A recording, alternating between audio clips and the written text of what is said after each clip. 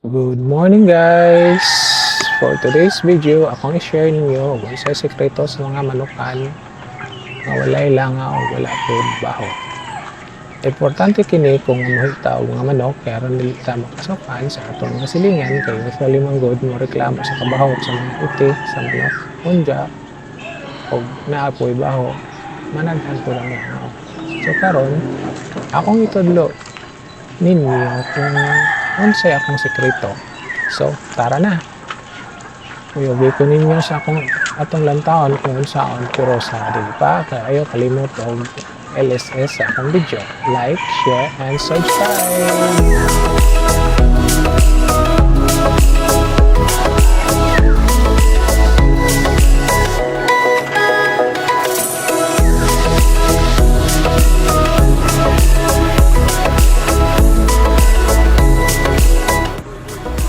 Madini akong nakal gamay pang kain dool sa mga silingan dool na walay baho dool balay pero wala man din doon na din ginahin sa layo tungod kay wala man sila baho sa tang broiler dahil niya akong alaga ng manok 45 days pwede na ma-harvest mao ni akong ginagmay sa gasob kanunay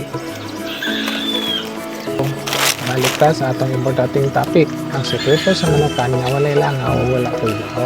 Sekreto, sayo na jud kaya. Organic kini, dili na mo gasto og dako sama sa mga chemicals ug pesticides nga gibaligya diha sa mga agri supply.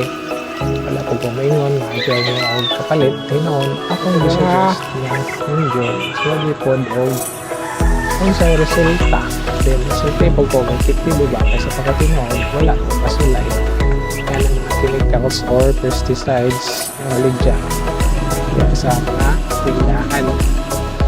Akong ginabuhat, ewan mo kung sa ako'y nakita sa TV na medyo din mayo dahil filter ang crocodust sa tubig nga west gikan sa chemical factory. Dito nakita na ako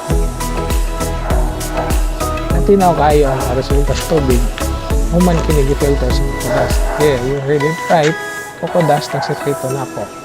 Crocodust, no, kini ang produkto sa after makatang kukulamber dito sa bansuhan o gabasanan. Libre kini o ipanghatag para sa mga bansuhan. Hindi kan gani, nagpapalala sa bansuhan pag-dispatch sa tungod sa kadaghan o mao kini ang akong gina-apply sa akong pan. Ako kining gihanig aron mikatagak sa mga itis manok adto masaod ng iti o kini mauga tungod crocodust init o dili ra mauga sa iti.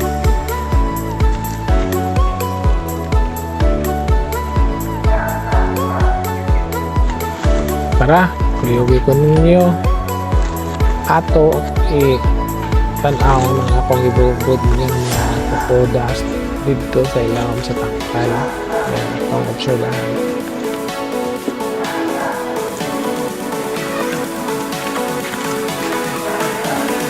Ang imong buhaton, ibudbud na ninyo ang crocodust sa ilawom sa imong tangkal.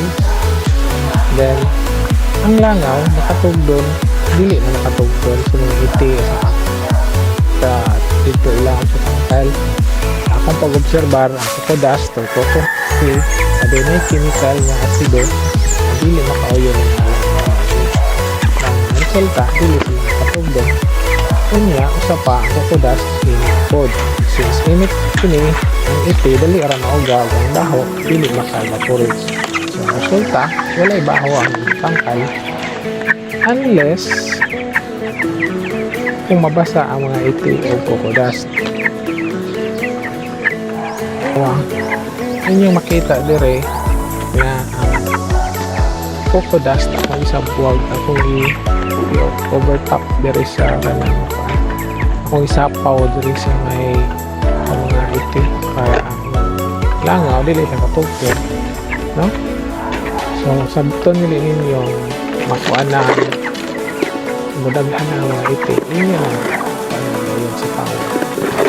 Before that hindi pa siya magbutang og manok diya sa taas inyo siya nga hinigan ang kuan ilang tangkal para sa iti automatic na na ma-absorb siya most. And then, sa nga benepisyo ani na dili baho ang atong tangkal, ang atong mga biniod kini mga dili sila maglisod og ginawa. So sa mas makakusot sakit kung wala ay dili na to i-control ang baho. So kung sila nasa lagi sa respiratory system nila, siguro pa nagtao okay man sa ginhawa, hindi ka ginhawa kung baho. So wala siya ang resulta. Akong gibuhat more kini ang solusyon nga simple walay gasto imo dre is labor ikaw ra man sad. So dili kay kapag di na ka magasto kwarta para sa mga chemicals kaliton din sa so wala siya. Then syempre yun yung pampagahinloan ng yung tangkal kay para sigurado po ikaw kanto tanaw walay langaw wala tanan. Kita ninyo. So, moto moro na sekreto. And then daghang kayong salamat sa inyong pagtanaw hangtod sunod sa higayon sunod na vlog. Thank you.